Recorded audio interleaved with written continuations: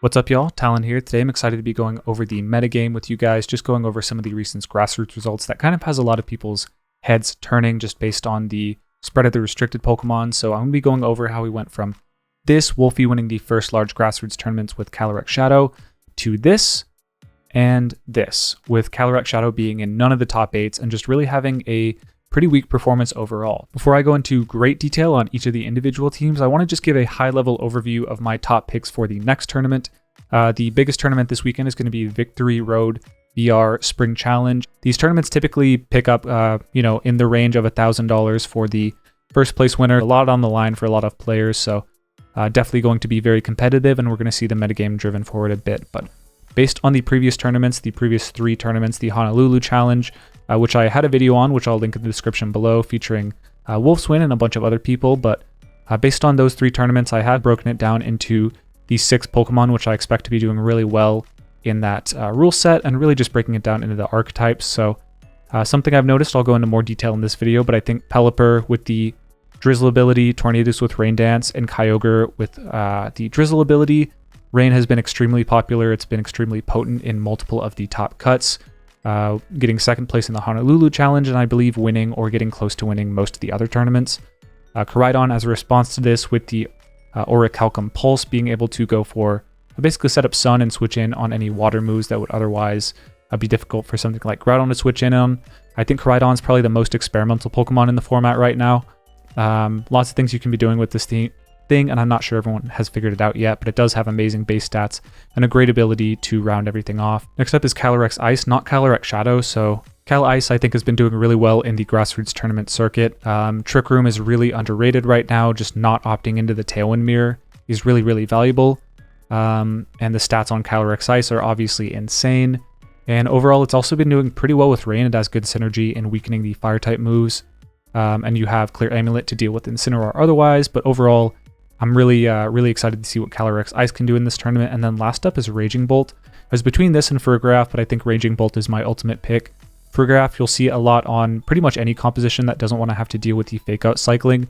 That was able to let Wolfe take the Calyrex-Shadow Rider up to the first place in the last tournament, as well as a lot of Terapagos Calm Mind teams. So I think Farigiraf is definitely would have made the list, but I think Raging Bolt looking ahead is going to be a little bit stronger, at least at the top level. I think we're going to be seeing a lot of the Pelipper, Tornadus, the Rain stuff, and Raging Bolt just pairs well against everything except for the Calyrex-Ice here, so being able to Thunderclap Pelipper, Tornadus, Kyogre for a ton of damage. Most Koraidon aren't running Dragon-type coverage right now, and you can Terra Fairy away from the close combat or collision crash that you can take on the Koraidon. A lot of these are Terra Fairy Raging Bolt. Assault Vest, Snarl handles Calyrex-Shadow very well, so I think the Raging Bolt is definitely primed as one of the best non-restricted Pokemon in the format right now, just in terms of being a very anti-metagame against a lot of the restricted and a lot of the cores that are doing really well. So yeah, these are my TLDR 6 best picks of the week heading into the weekend for the Victory Road tournament. So moving on into a deeper look at the tournament, like I said, I think Rain did very well. This is the Tommy Tuesday practice tour. It's a pretty popular tournament circuit, happens every Tuesday as the name might suggest, but we saw a lot of Rain doing well. I believe 4 out of 8 of the top 8 were weather teams, 3 out of 8 of those being Rain, and then 4 out of 8 were Trick Room teams. As I mentioned, Trick Room doing really well in these tournaments as well. Going into the first team, we have the first big win for Zamazenta. It's a Terra Ghost one with the Iron Defense Body Press set, which everyone knew was going to be really good. Protect over Wide Guard because you have Pelipper to go for Wide Guard yourself. And I think this really shows the utility of Pelipper. We don't even have a real Rain abuser outside of Zamazenta and Rillaboom being able to resist, essentially having a pseudo resist when Rain is on the field. I think the Pelipper is really primed well, and the Zamazenta really handles the Rillaboom and Incineroar cycling cores really well, especially when you can go for a Terra Ghost and avoid those on that level, and also being able to Terra Ghost away from Sacred Sword damage from things like Shenpao or Zacian for that matter, as well as being able to opt out of the Iron Defense Body Press Mirror against other Zamazenta is a really smart call here. Second place is, interestingly enough, another Pelipper team. This time it's a little more traditional. You have your really strong offensive steel type like we've been building out Rain forever, the Incin, Amoonguss, Urshifu, Pelipper combination, really powerful. Raging Bolt here is AV. Most of the, I believe 4 out of 5 of the Raging Bolt in the top 8 here are Assault Vest, and then the one that won was actually Calm Mind, interestingly enough, so take from that what you will. I'm not sure if that's just an isolated thing or if Really, the leftovers one let them win the mirror a little bit more effectively, but overall the AV was very consistent in this cut, mainly because of Electroweb's utility, Thunderclap just being able to handle Tailwind really well, and Snarl handling Calyrex cycling teams really well, just being able to Snarl the Calyrex to bring it down to under 50% and then clean it up with the rest of your Pokemon can be an effective strategy.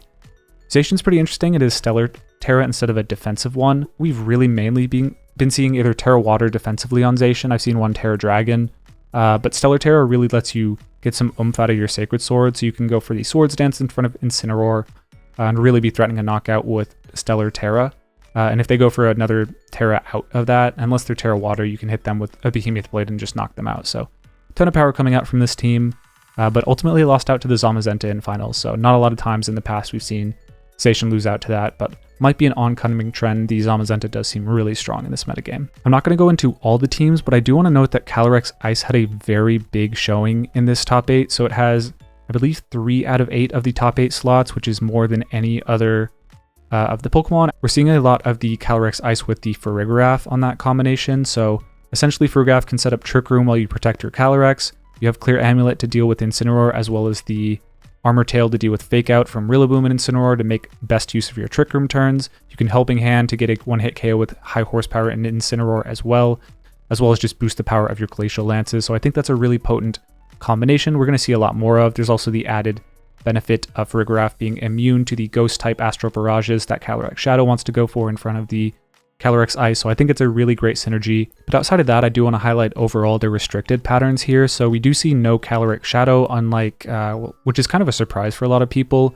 After Wolfe won the first tournament with it, everyone was calling it, okay, this is the Calyrex-Shadow show. This is essentially the new Xerneas. It's incredibly broken. But we actually saw some great adaptations this week of people with Wide Guard Pelipper, Wide Guard other Pokemon, a lot of normal types. We even see a Wigglytuff to that end in this top 4. So yeah, I think people are taking Calyrex-Shadow very seriously, and even more so, they're taking the Fake Out cycling core of Rillaboom and Incineroar seriously. Farigiraf, Terra Ghost on some Pokemon, just trying to get out of that. Covert Cloak on, like, Terapagos, for example.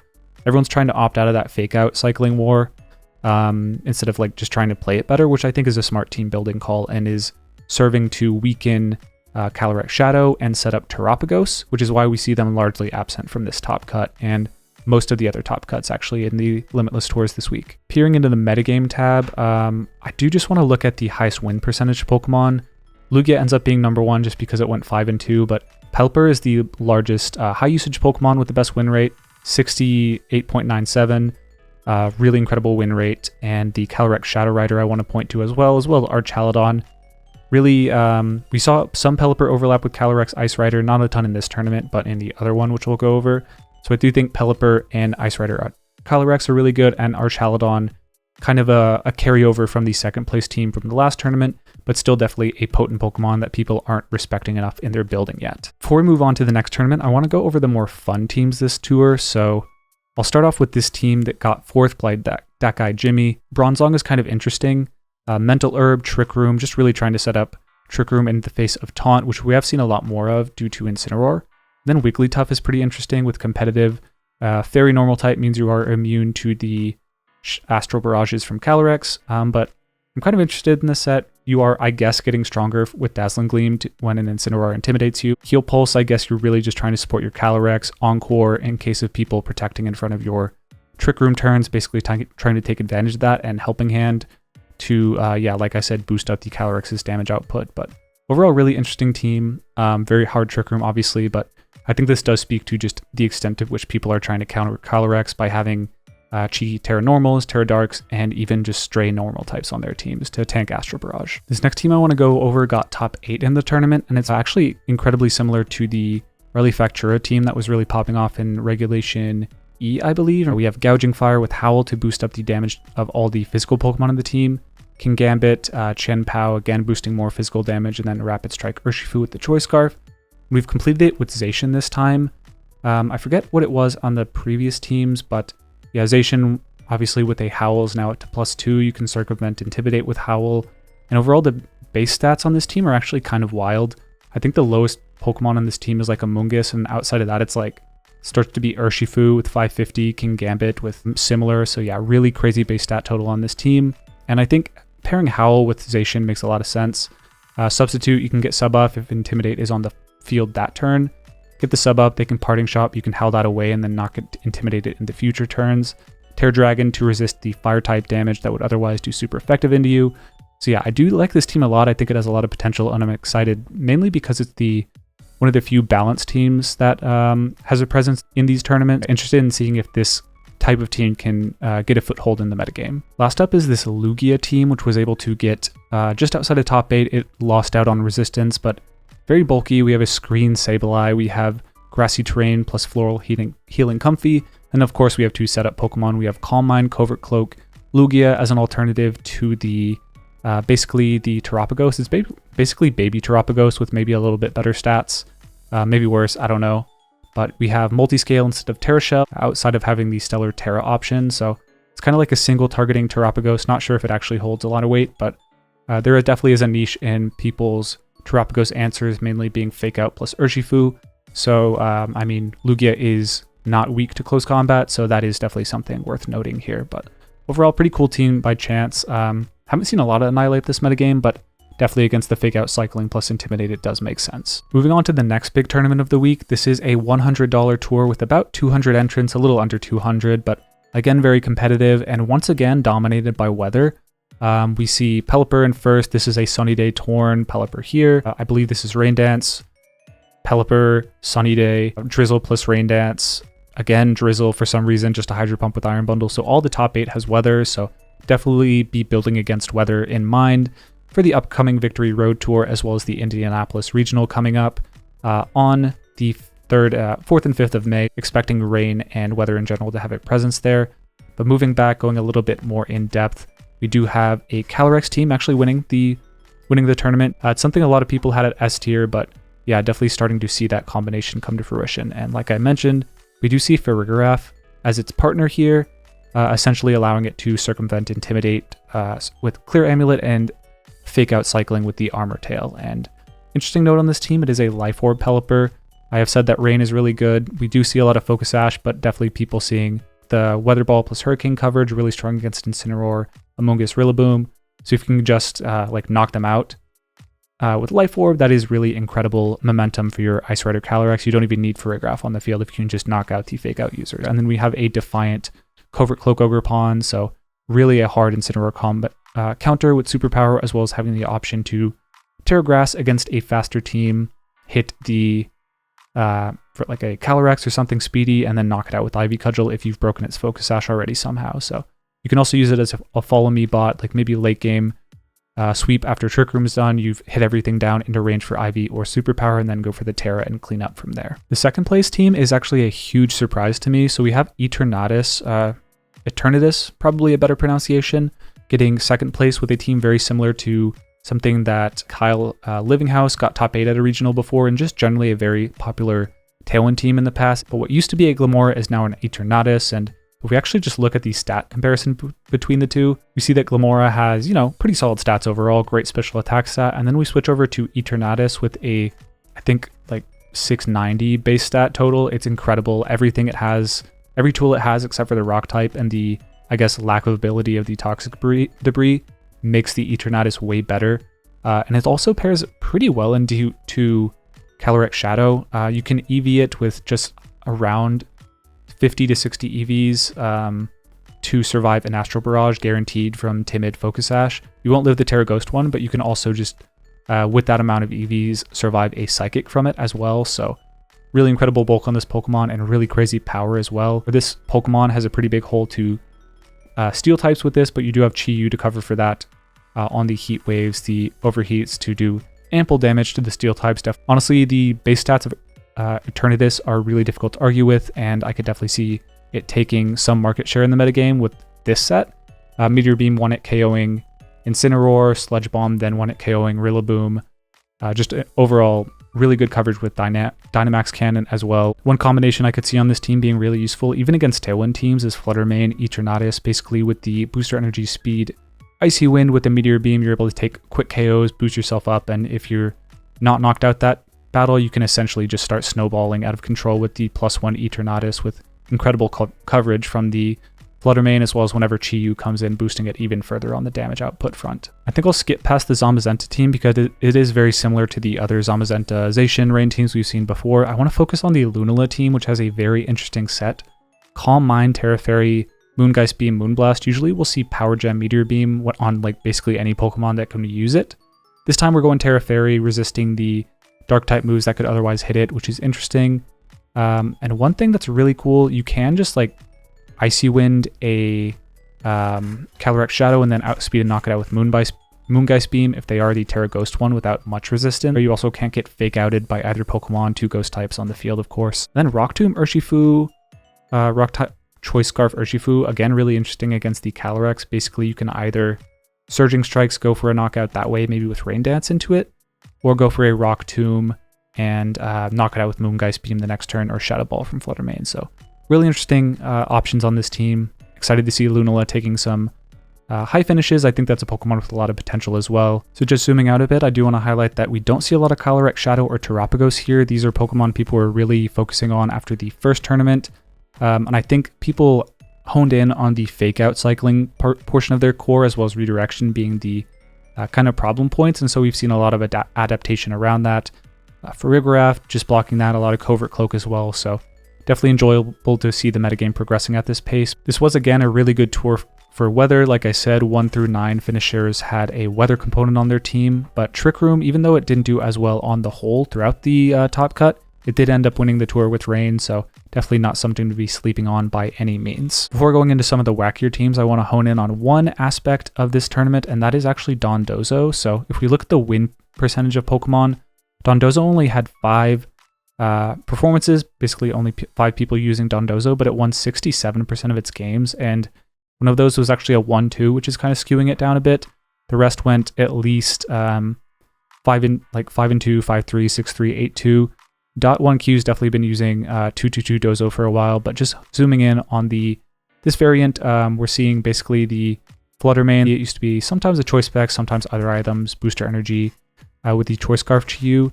Now we have a Life Orb Shadow Rider Calyrex, so outside of that, pretty standard Choice Band Dragonite, Chien-Pao, Citrus Tatsugiri instead of Focus Sash, or Choice Scarf sometimes, but overall interesting that we're still seeing the Dondozo, and probably something everyone was expecting just to be able to muscle through Dondozo.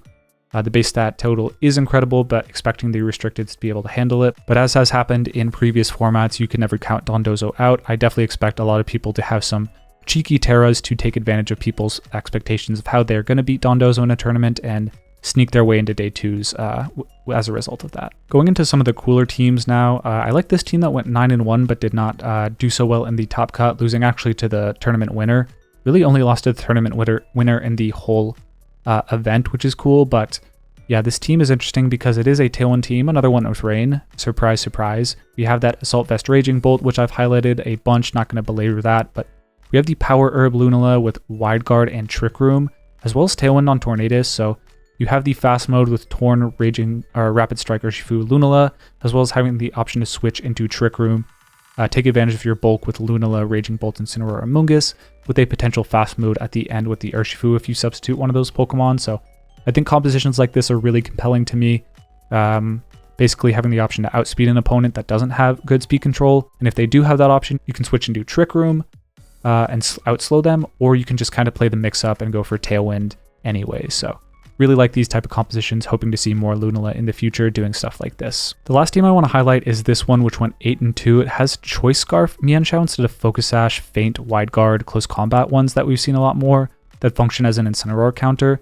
This one still counters Incineroar, you can just Close Combat it, but instead of going for Feint to deal with other teams' Wide Guards, you do have U-Turn to break things Sashes, knock off, or just like U-Turn into your Indeedee and go for Expanding Force, even though this team doesn't have it, which is kind of interesting.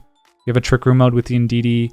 You have knockoff for other Calyrex. You can go for knockoff Astral Barrage, and if you outspeed, you take that knockout and they don't do anything. If you don't, I guess whatever. So kind of a more volatile approach to the Mienshao, which was kind of interesting to me. And we also have a Wellspring Ogerpon, Entei with Trailblaze. A lot of interesting choices here. I do think it's pretty cool to mix the Calyrex-Shadow Rider mode with the Blood Moon Ursaluna mode.